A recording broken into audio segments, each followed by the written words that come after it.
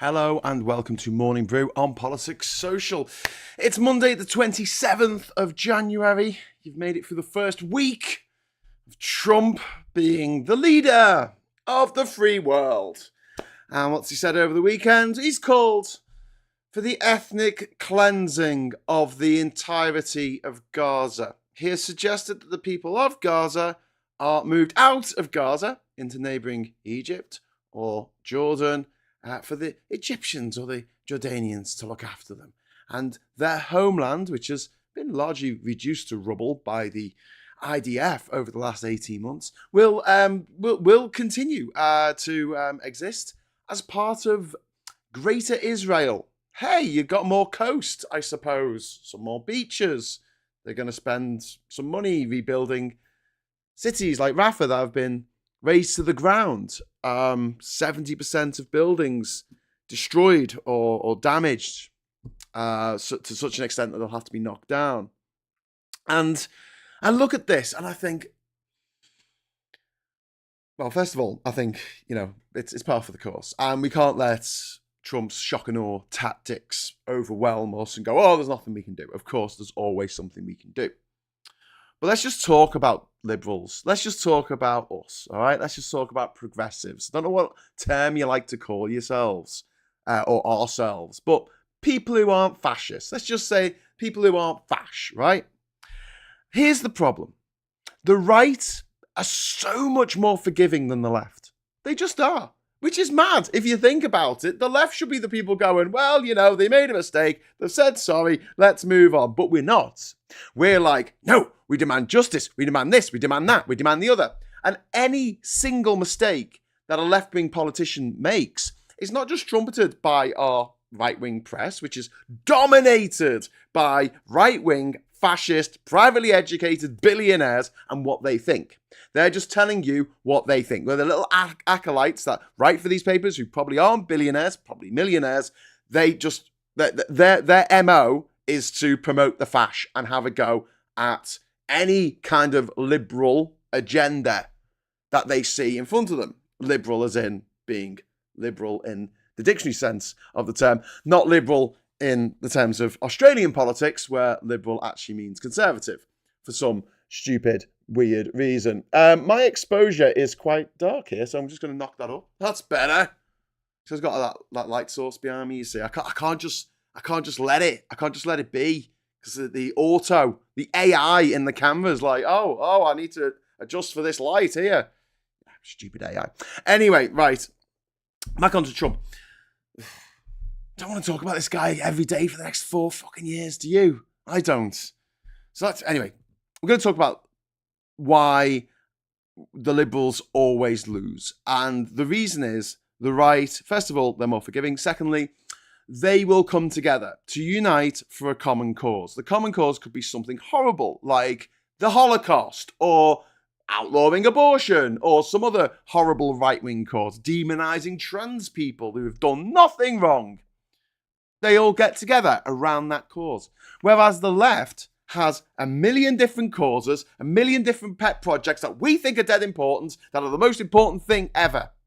And I understand that we need to make the world a better place, but the demand for absolute purity, that someone will, in politics, will not make any compromises, will tell Donald Trump to piss off. That's what we should do and rejoin the EU tomorrow, when neither of those things are practical solutions to the problems that we face. Yes, Keir Starmer's going to have to suck up to Donald Trump. Ugh, it's a horrible image. But he's going to have to. Or else Britain's economy is going to suffer, because Trump is going to lay 25% tariffs on it, like he's just done to the country of Colombia, which is spelled with a U, by the way, Mr. People in the White House who don't even have to spell the country's name. Maybe they're talking about the TV studio, the movie studio Colombia, which is spelled with 2 O's. But they managed to spell it wrong. You.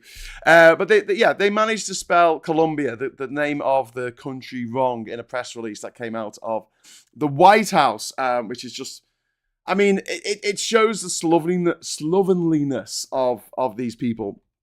But it's really not great when you're sending out a press release about a country that you're putting economic sanctions on and you can't even spell the name of the country correctly. It's not the country spelled with two O's, the studio is spelled with a U. District of Columbia is spelled with a U. Anyway, so just it's by the by, I guess. But Colombia, as I said, they would have said, no, we're not taking all these people back that you're sending to us. We're refusing the plane being able to land. It's exactly what I predicted would happen about 4 months ago when I said, this is what's going to happen if they think that these planes are going to land. They're not.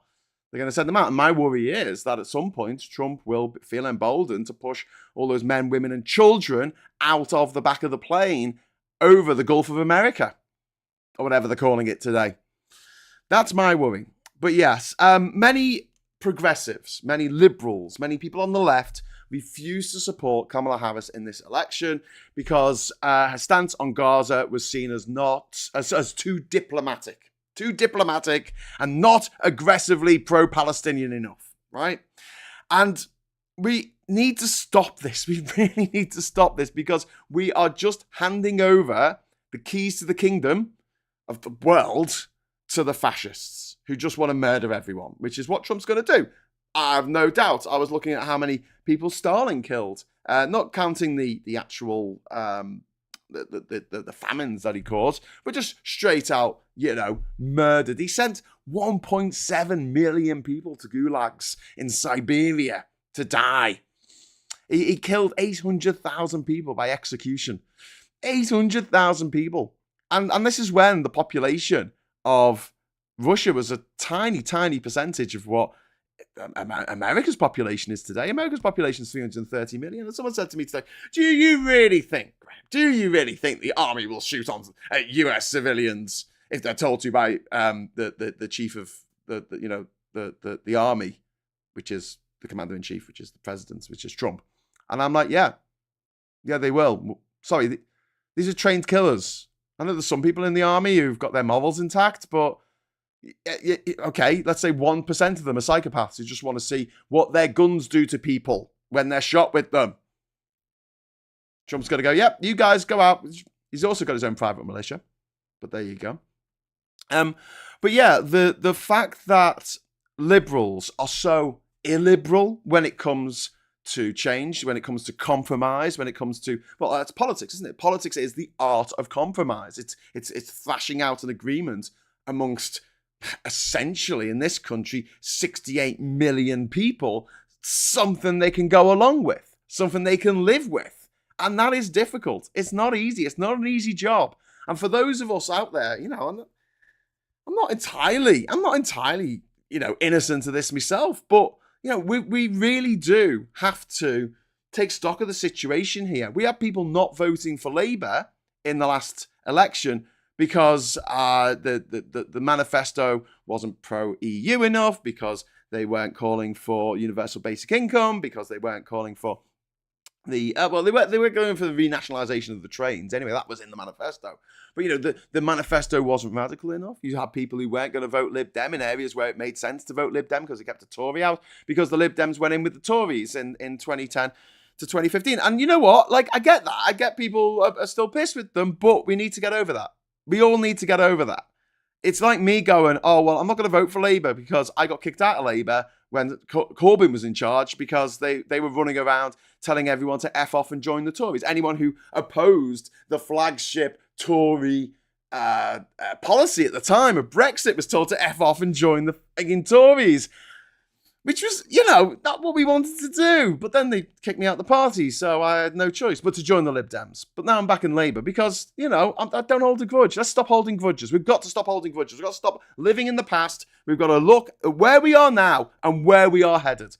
And to, abstain from voting or voting for a third party who stands no chance of getting elected, or even staying at home, as opposed to going out and voting for Kamala Harris in the last US election, meant that Kamala Harris lost the election. The same number of people who voted for Joe Biden in 2020 had voted for Kamala in 2024, she would have won. And we wouldn't be having this now. And people who go, oh, but they're all the same, Graham. Oh, all the politicians are the same. I'm like, is Gaza continuing to exist the same as Gaza no longer existing? Are those two things exactly the same in your mind? Because that is some cognitive dissonance there. That is quite epic cognitive dissonance. Obviously, you've got Netanyahu and you got Trump. They both want to stay out of jail and they want to kill as many people as possible because both of them are fucking psychopaths. And the people trying to get rid of them are all too busy fighting amongst themselves. Oh, you should have said this, you should have done that, should have done the other. You know, you're damned if you do, you're damned if you don't. It's like Prince Harry and Meghan turning up to the fires in you know, to help people in the fires in LA. People are like, oh, how dare they turn up and help people. And if they hadn't done that, they would have been, oh, how dare they not turn up and help people. You know, if the press, the right-wing press decide that they hate you, I mean, all bets are off. You know, it's quite impressive the way all the British newspapers ignored Elon Musk doing a fucking Nazi salute behind the presidential seal, the emblem of America, for the United States of America, the president, with the fucking eagle, with the talons gripping onto the lightning rods, arrow things, you know.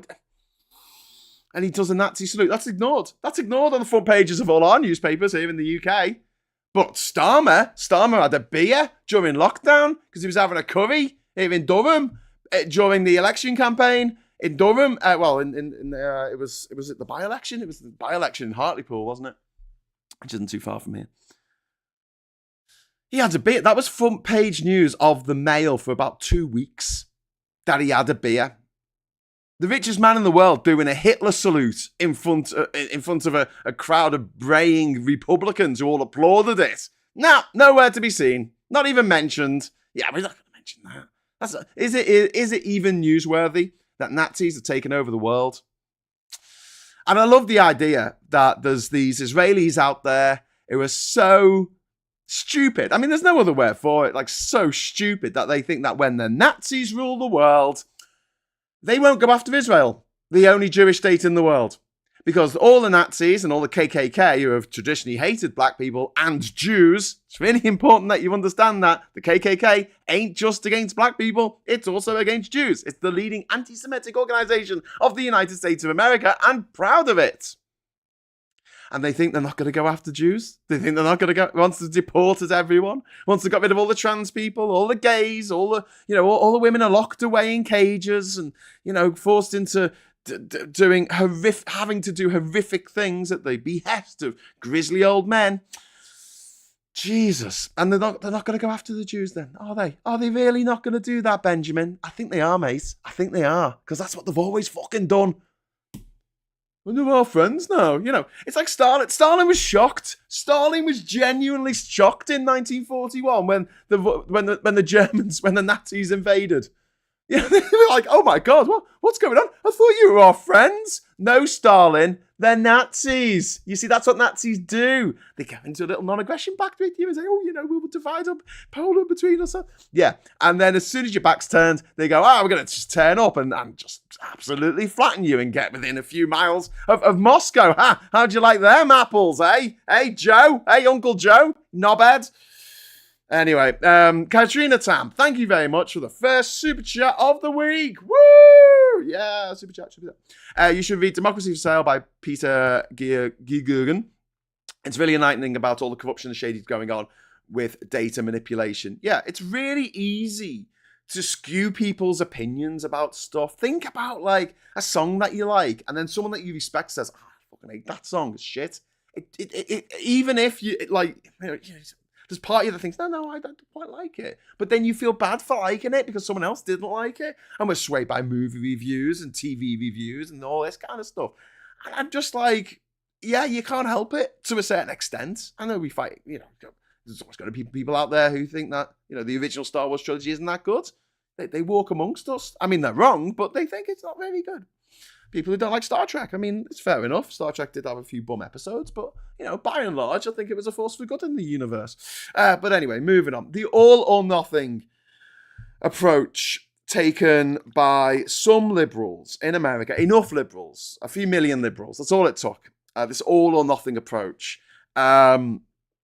just has delivered the worst possible outcome for America, for the world, and especially for the people of Gaza. If you didn't vote for Kamala because of Gaza, well done. I don't know how you're going to, live the rest of your life not constantly blaming yourself for what happens next, because Gaza's on you. And I'm sorry. I'm sorry that that's the case, but it genuinely is. You had a choice whether to vote for the person who wasn't a fascist, who wasn't going to destroy Gaza, who might have actually got Israel and it was Biden who managed to negotiate this current agreement with Israel and Hamas, which has led to the release of hundreds of Hamas prisoners. It's release of Israeli hostages, or Israeli prisoners and Hamas hostages. I don't know. There's one way or the other. I mean, people have been released and people have been allowed back into the north of the country, or the territory, I should say. And yeah, I mean, that happened under Biden because he was pushing for peace. I know he was still supplying Israel with weapons, but they'll say, but we need that to defend ourselves. What are we supposed to do? We're surrounded by people who all hate us, surprisingly, for some reason. Couldn't imagine why, Israel, why they all hate you, around you, and why, I don't know, they'll allow the situation in Gaza to go on, well, in Palestine in general, to go on for decades when, listen, Saudi Arabia could end all the conflict tomorrow. It's got the money to do it. Money makes the world go round. Saudi Arabia is sitting on so much money, doesn't know what to do with it. It's having to spend the money because it's depreciating. So that's why they've come up with mad things like, we'll put this line in the desert and, we'll take the World Cup on. It probably costs us like, I don't know, $500 million. But, what can you do? They've got to spend that money. It's depreciating. It's like Pablo Escobar's money that he buried around, Colombia. It's with two O's. It's rotting away. It's rotting away. It's losing its value. And Saudi Arabia is like, what should we do with all this money? Let's do daft building projects. What they could do is sue for peace between Israel and Palestine, but they don't want that. They do not want that. They want aggrieved people living cheek by jowl next to Israel, so they can continue Israel as a perpetual enemy, as the thing that shouldn't be there, the country that is out of place in the Middle East.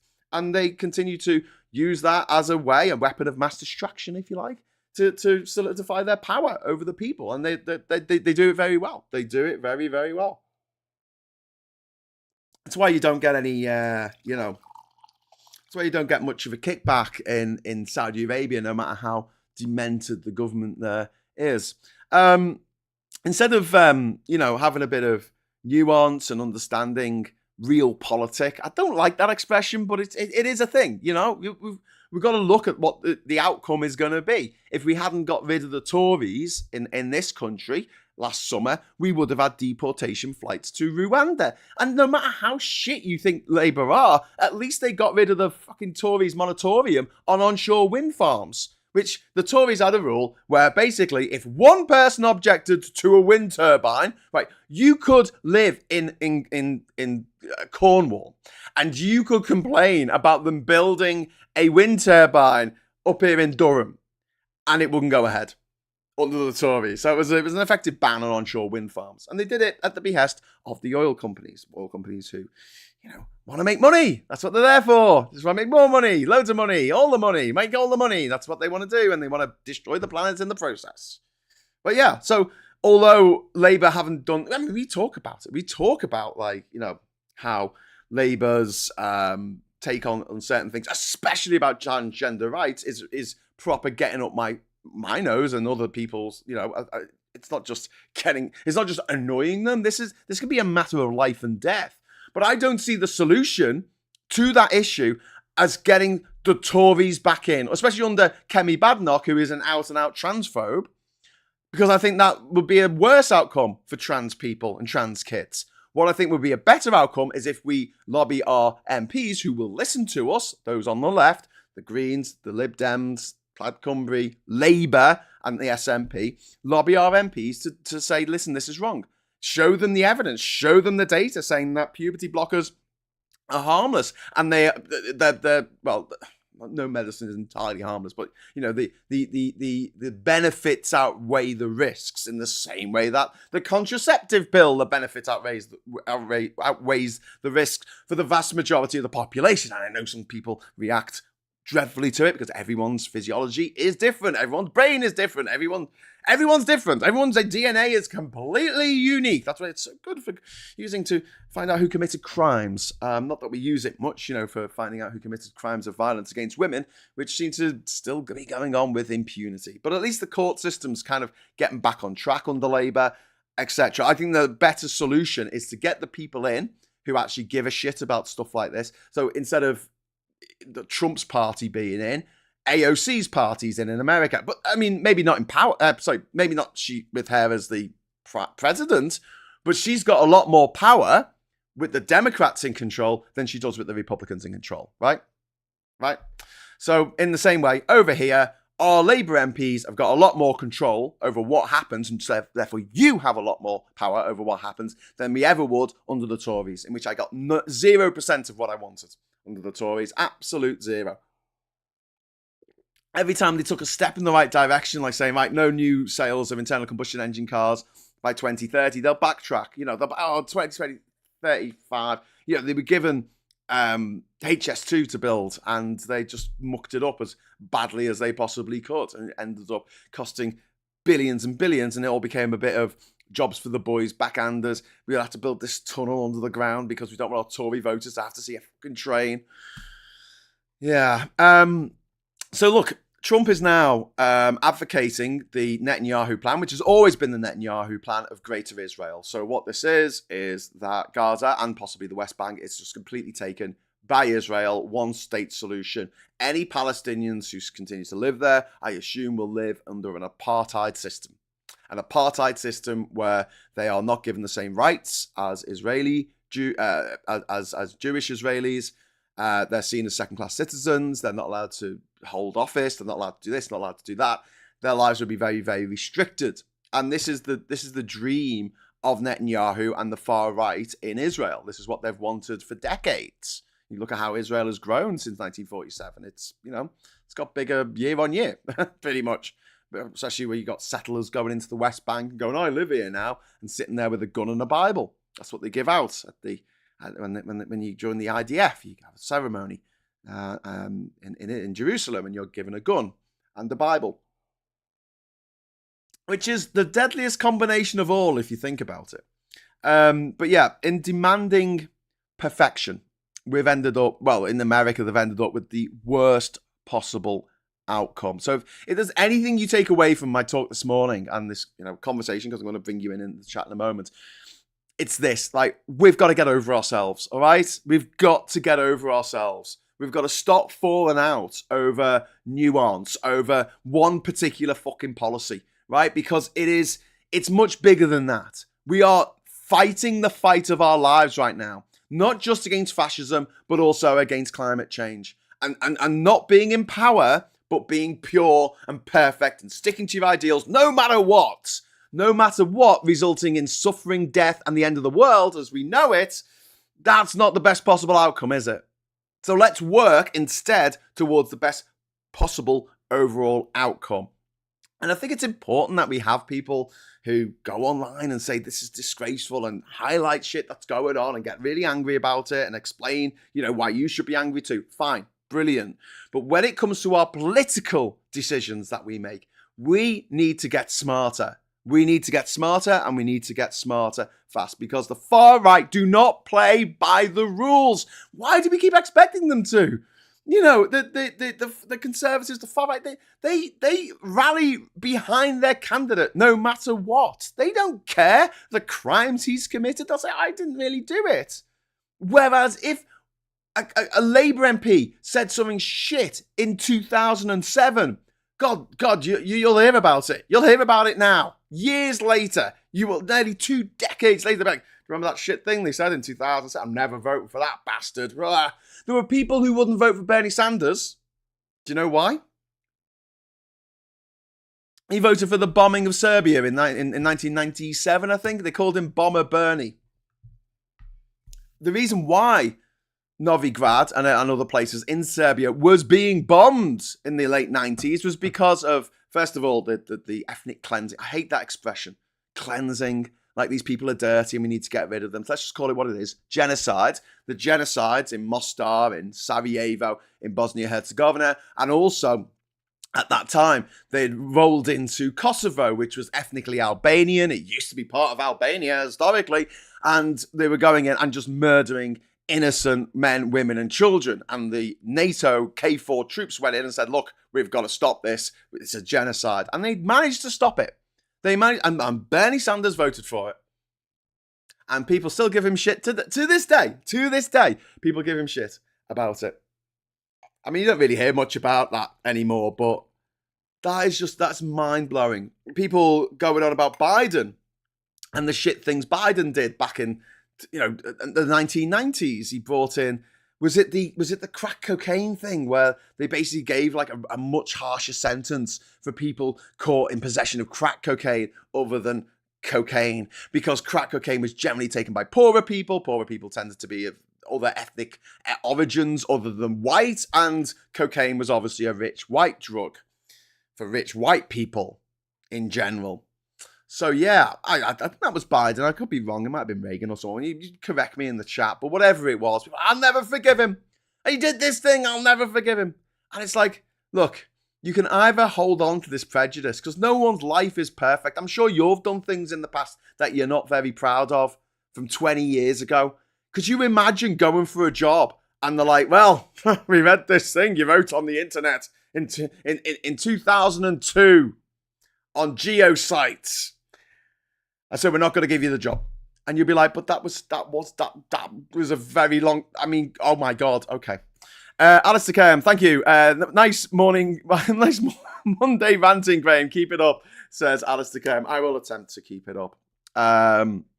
Number 3 says Labour still hasn't stopped the shit. Number 3, listen, right? First of all, as I mentioned, they stopped the deportation flights to Rwanda, which were, morally abhorrent and also cost the nation a fortune. They have also, got rid of that ban on onshore wind farms. They've also been pushing for building houses, which is desperately needed in this country. And they've talked about resetting our relations with the EU. How far they go with that? Look, I can't control that. I want to rejoin the EU tomorrow. Obviously, clearly, I'm a rejoiner. I was a Remainer. I was there at the forefront of the protests against Brexit. I was there on the stage talking about what would happen if we Brexited and how it was going to damage future generations as far as the eye into the future could see. My credentials when it comes to being anti-Brexit are fairly solid. I'm saying they're perfect, but they're pretty fucking solid. But at the same time, I understand the practical situation that the Tories have themselves in, which is this. The Labour have themselves in. If Labour, for instance, the customs union that we're talking about, not the customs union, but a customs union, fucking great idea. Bring it on. I like this idea. I would love to do this. However, it needs to be done in a way that doesn't mean if the Tories get back in 4 years' time, which could happen. They've come back from the brink before. They came back from getting 8% of the vote in the summer of 2019. 8% of the vote to winning a landslide victory in the EU elections, to winning a landslide victory in the general election, which led to an 80-seat majority in less than a year. So it could happen.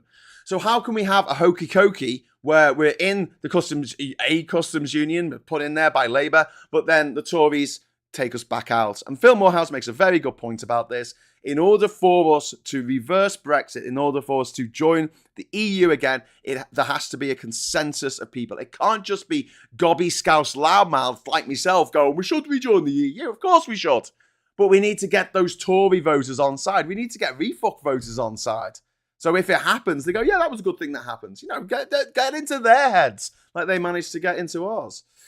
But yeah, the liberals, progressives, we indulge in self-sabotage all the freaking time, endlessly debating whether a candidate is good enough, and instead of ensuring that an authoritarian, genocidal maniac like Donald Trump isn't elected. We've got to stop it. We've got to be better.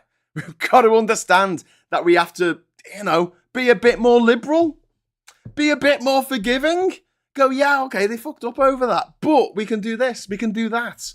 I can write to my MP. My MP here in Durham, Mary Foy, she's brilliant. She's really good. She's really responsive. She asked a question of the then Home Secretary, Priti Patel, about refugees that were coming over from Ukraine a couple of years ago to live here with us. She asked a question like, why is it taking so long?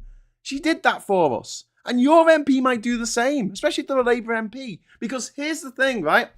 Loads of people want to go, all politicians are the same. And that is a very strong right-wing narrative because they want you to think they're all the same, so it doesn't matter who's in charge. But here's the thing, it does matter who's in charge. If Labour had been in charge in 2015, if they won that election, no way we would have pulled out of Europe. It wouldn't even been discussed. Why would we? It's just madness. It wouldn't have happened. There wouldn't have been a ban on onshore wind farms. With Ed Miliband as Prime Minister, we would have been pushing towards the Green New Deal. I mean, we would have been pushing towards more and more the Green Revolution, which needs to come. Not just socially, not just, environmentally, obviously, but also like financially it makes sense. Economically, it makes sense to go down that route instead of relying on disgusting, dirty plague liquid black goo from the other side of the world that needs to be shipped here 24,000 miles around the bloody globe.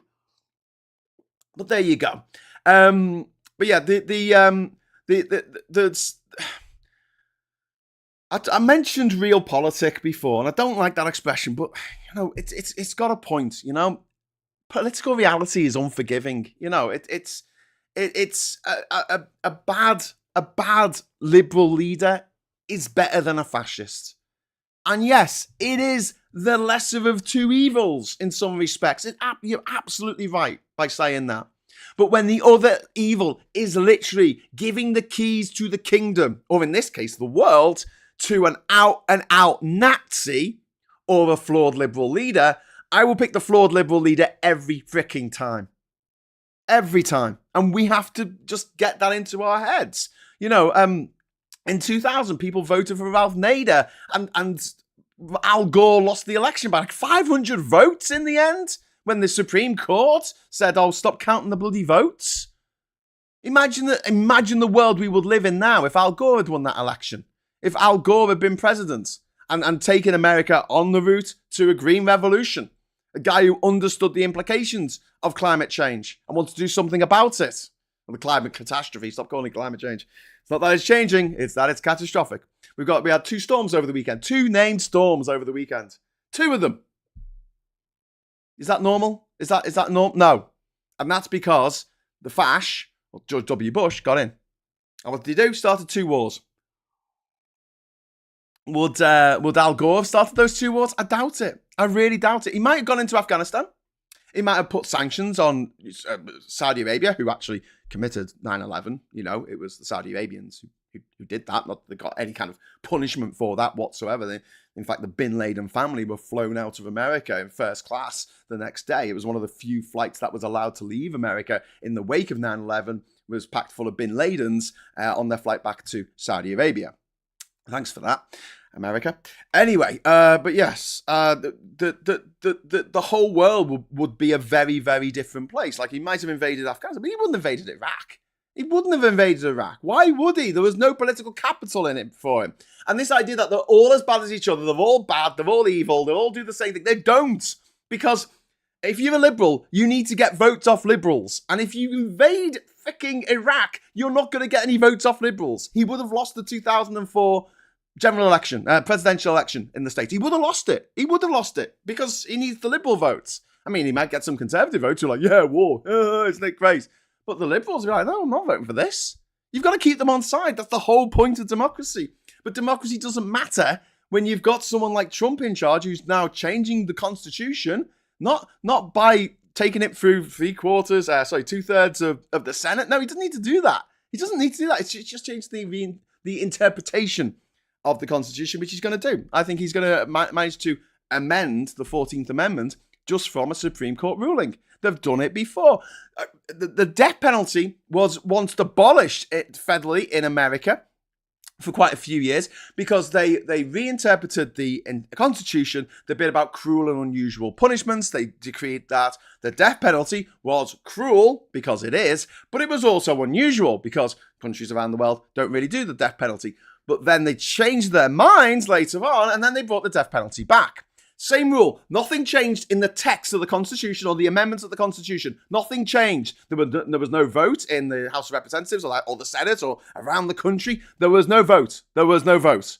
It was just like, okay, we used to think that this meant that we couldn't have the death penalty, but now we think it does mean that we can have the death penalty. Don't forget the Constitution of America was just about, it said we the people. It just meant white people, white men actually. Yeah, so things have changed over time, and Trump's got the way to do that, the mechanism to do that. So he will. He absolutely will. But this sort of the 2016 Bernie or bust, where people were like never Hillary's, people turning up to the DNC conference with T-shirts on saying never Hillary when she had won, so everyone should have got behind her. And, I have no problem with Hillary Clinton. Cards on the table. I think she'd make quite a competent leader. I think she was a fairly good Secretary of State. Although the other side tried to rake her over the coals so many times over Benghazi. There was like 13 separate investigations into Benghazi. She was found to have done nothing wrong. I mean, the whole thing was a fuck up, but it wasn't her fault that it was a fuck up. It was just, these things, I hate to say this, but these things happen in unstable countries that have just had their leader fucking kicked to death at the side of the road, where you've got Americans living there, and then a mob turns up and says, right, we don't want you here anymore. But they tried to pin that on Hillary Clinton. It's all her fault. She should have seen this coming. But you can't look at every possible eventuality, and you need to have diplomatic staff in all these countries around the world if you're going to continue to have relations with them, no matter what new government they get in the future. And then in the Corbyn era in the UK, you had these Corbyn fans who thought that Corbyn was the purity and the light. He was the savior of mankind. I never really got that. And do you remember that thing he said at that rally? Those beautiful words he said. Do you remember? That he just had this really wonderful turn of phrase. He talked about building a better world for our children and the way to. Do you remember that? No, neither do I. All I remember is him pontificating and saying platitudes. Does anyone remember what he actually said at Glastonbury? No. Oh, I was there and I don't remember what he said. It didn't really stick with me. But yeah, they decided that he was the be-all and end-all. And if you didn't agree with that, you were told, to F off and join the Tories, which is a really insulting thing to say to someone who at that time, I had been a member of Labour for nearly 2 fucking decades, and I'm being told to piss off and join the Tories. I'm like, oh, hang on, what? By people who have just joined Labour for £3 so they could, vote for a guy who they knew couldn't win an election. Which a lot of people did. I mean, they did. They absolutely did that. And then, obviously more recently with the Gaza situation, splitting the vote in America for Kamala, and she only lost by a narrow margin. It did make a difference. You can't say it didn't. He would have won anyway. No, he wouldn't. He absolutely wouldn't have won.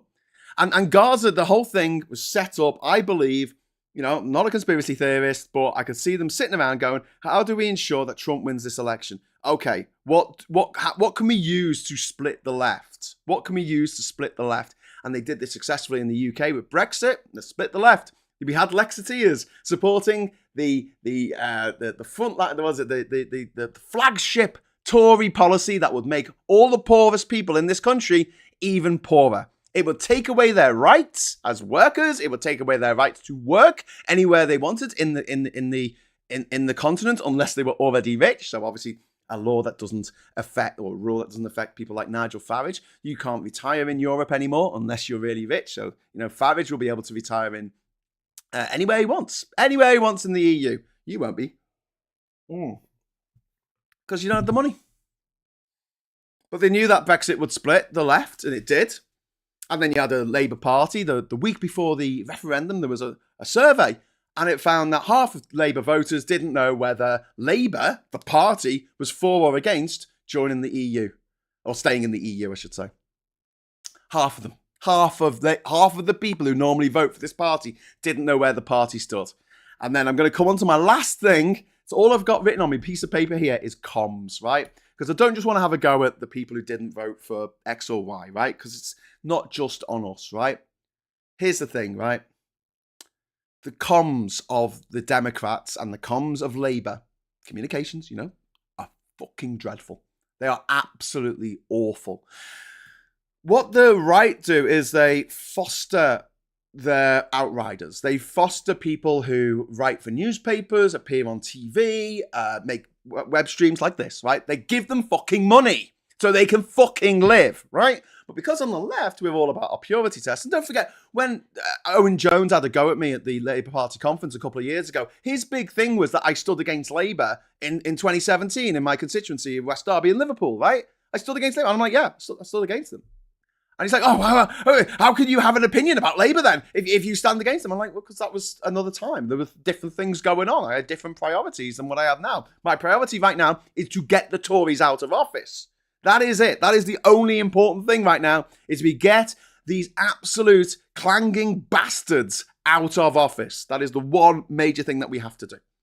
And he was like, no, but you can't even say that because you voted against, you didn't just vote against them, you stood against them in an election. I'm like, yeah, in the safest Labour seat in the country. I mean, I wasn't going to win, but, I said that I would do that. So I'm a man of my word. I do things that I say I'm going to do. Sorry, person of my word. But like, yeah. Anyway, but going back to comms before I sign off, because we've already gone over time. Yeah, the Labour comms are shit. They can't explain anything to anyone. They don't bother because of this. It's kind of like this attitude of like, oh, we don't need to explain it to you. I mean, does it? I mean, it should speak for itself. It should speak for itself. That's what they've actually said. They've said about their policies. The policies will speak for themselves. No, they won't. Nobody reads the policy. I mean, they might find their life gets better, but generally people, when outside factors cause their life to be worse, they will blame the outside factors. When outside factors cause people's lives to get better, they take credit themselves. It's just what we do. Hello, welcome humanity to the world. That's what we do. We go, I did that. Aren't I great? I did that.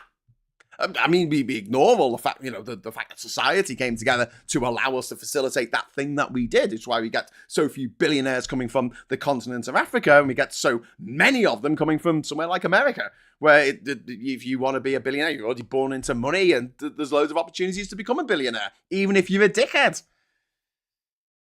But we don't have that on the left. On the left, we have, we don't have the wherewithal to support people who are making the arguments for the left, who are explaining stuff for Labour, because they don't seem to be able to fucking do it themselves. And we just don't support them. And I mean, this isn't the cry for super chats, by the way. I'm just saying that there should be a, universal basic income or something, or wages, I don't know, a pension fund, a holiday pay. I worked on Christmas Day this year.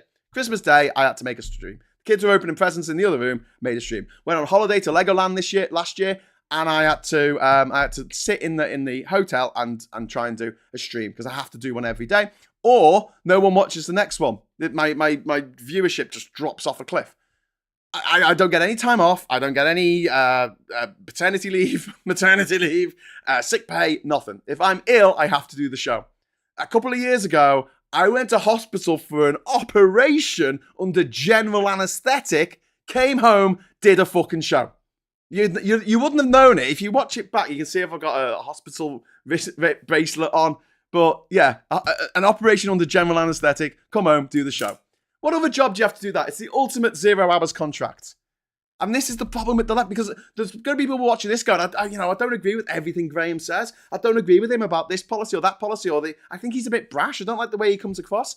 Doesn't fucking matter, right? Because I'm not here to be your little puppet to dance to whatever tune you want to play. I'm here to try and work out with you, the audience, but also with fellow content creators, a way out of this freaking mess. And the more people we get on board watching these kind of shows, watching people on the left going, hey, this is a bit shit, and this is why, actually bothering explaining Democrat policies or Labour policies or Lib Dem policies or Green policies. I'm happy to explain them all. Like, this is why they're doing this.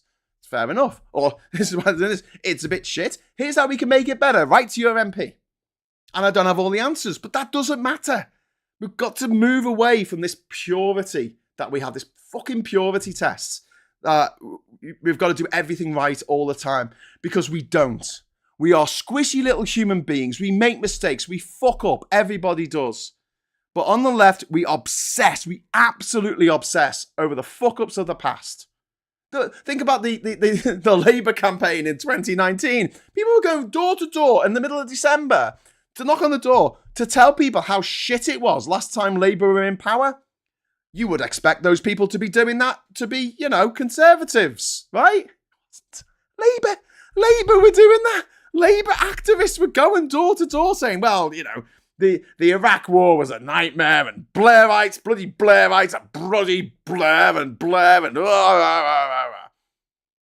And you know what? Labour didn't win. In fact, they suffered the most catastrophic defeat since the 1930s. That tells you everything you need to know. Right, I've gone way over time and I've not read hardly any of your comments. I'm sure we're going to get into an argument here.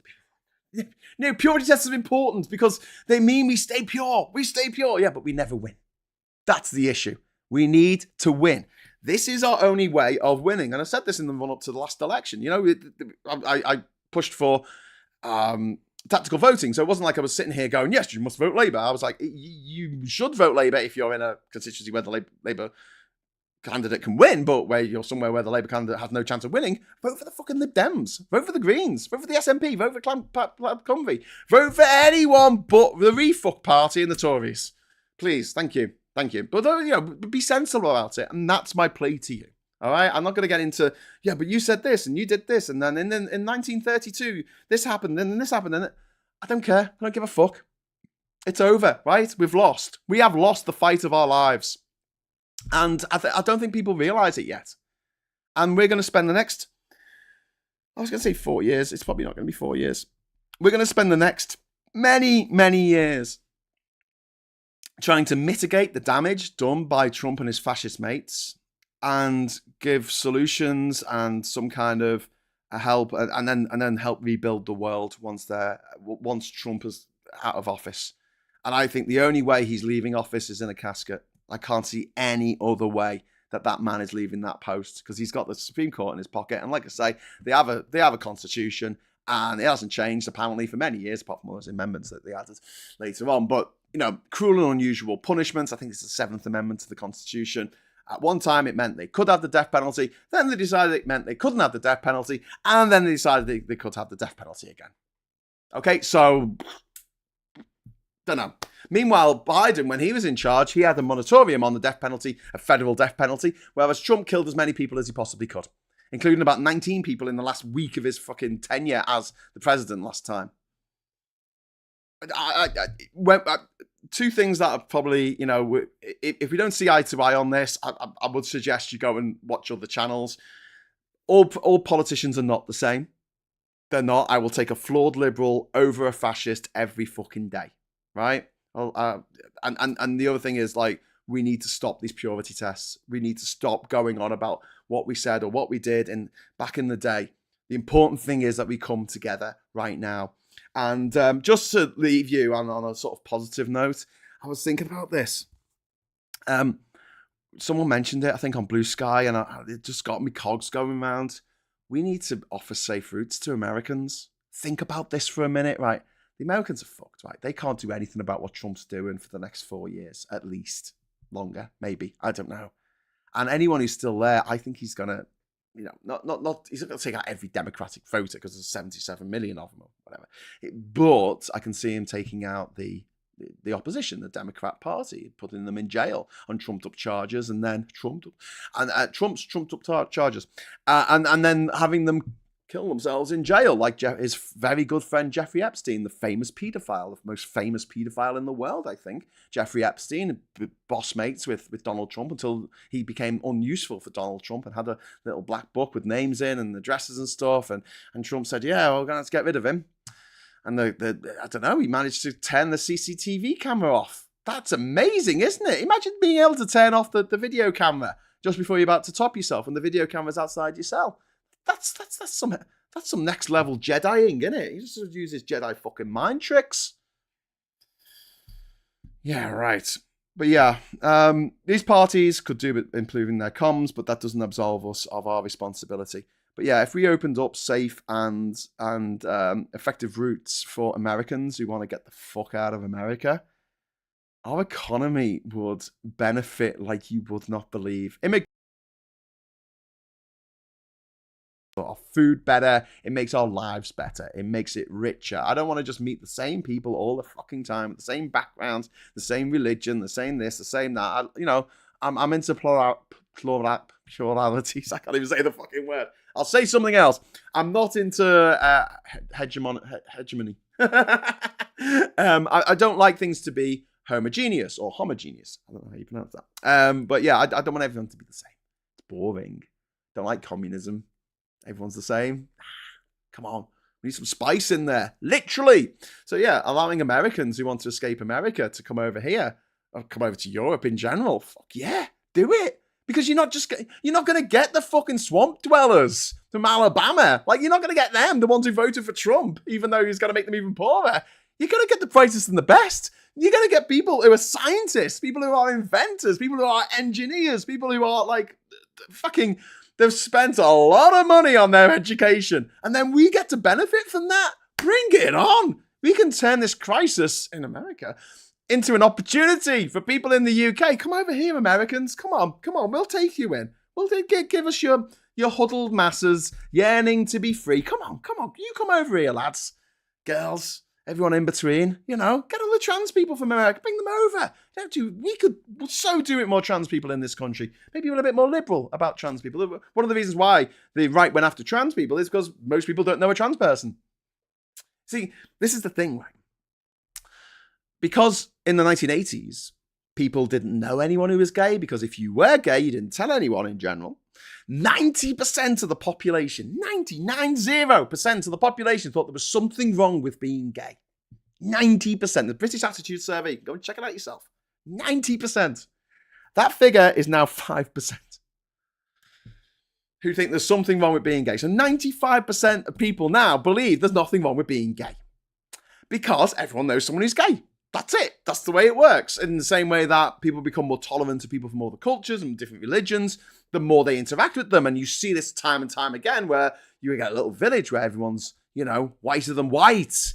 And they don't like the immigrants. They don't like people coming over in boats, and they vote for the fascists. I don't like people coming in boats. Whereas people who live in cosmopolitan areas like Liverpool, London, etc., Birmingham, they tend to vote for the progressive parties, because they don't need racism in their lives. They don't need people to be racist in order for them to feel good about themselves, because they know people who are black. They know people who are Asian, Muslim, or South American, or wherever they've come from, and they're all right. Most people are all right. Except for the dickheads who voted for Trump. They can all fuck off. Alistair Graham, £5 super chat. Thank you very much. Graham, yep, safe routes for US citizens. That's what I'm hearing from some I know in the USA. I think it'll be an absolute boom. Pay for their flights. Pay for their fucking flights. Literally, pay for their flights. It'll be worth it. I guarantee it. If you get someone who is a PhD winning fucking a PhD Nobel Prize winning scientist, they have probably invested, the Americans have invested, and they themselves have invested probably millions in their education. And you can get them over here on a 500 quid fucking Virgin Atlantic flight? Fucking bring it on, man. Do it. Just do it. I'm going to write to my MP later and say, can we do this? We would make so much money. Oh my God, the money we would make. Even with tariffs slapped on us by America, we would make so much coin, because all immigrants to this country are, in total, are a net benefit to the country. They take less in social care, and they pay more in tax than their fair share, than someone who was born here. That's nice, isn't it? So come on, Americans, come back to mother. Shouldn't say that, should I? Veg Pie, thank you. Graham, do 9 a.m. instead of 9:30, covers the hiatus after the Today programme and before James O'Brien, says Veg Pie. The reason why I don't do that is, it's a case of dropping the kids off at school. Next year, from September, I think it won't be such an issue, and maybe I will start doing it at 9 o'clock and just doing an hour show, because obviously I have rabbiters on for an hour here. But yes, anyway, so the moral of the story is, get your head out your ass, live in the real world. If you meet a Labour MP, tell them to improve their fucking comms. And yeah, let's start a movement. Let's start a movement to get Americans over here as quickly as possible. As quickly as possible, because the quicker they get here, the more money we will make out. I know this sounds really predatory. I don't care. I don't care that, their countries let them down, so we're not going to. We're going to go, no, it's all right, In fact, do you know what would be brilliant, right? We have these special flights set up for the brightest and best in America. Or just anyone, actually. I'm not gonna make it that you have to have a PhD to come here. Just any Americans that want to escape America, just come over. Because it's always a net gain. It's always a net gain. As long as you don't have a criminal record, as long as you're armed or whatever. But, people in jail aren't going to apply to come to Britain. Bring them over. And then at the airport, have someone dressed as George III from Hamilton. with his white tights on, with his knee up like this, and his fancy shoes, and his fucking wig on like this. George III at the airport, at Heathrow Airport, Terminal 2. George III sitting there greeting the Americans, saying, "I told you so. I told you you'll be back." Oh, that'd be brilliant. And it would make Farage cry, which is the most important thing, as Capitan just pointed out. Okay, listen, I'm going to get going now. I hope I didn't depress the shit out of you too much, because, they are trying to do this. They are trying to do like a shock and awe thing in America, where, you feel so shell-shocked by all the shit that they're doing that you feel like there's nothing we can do about it. But there's always something we can do about it. And, just changing our own attitudes to certain things and, mellowing out a little bit would be a good thing right now. Would be a good thing. Anyway, right, so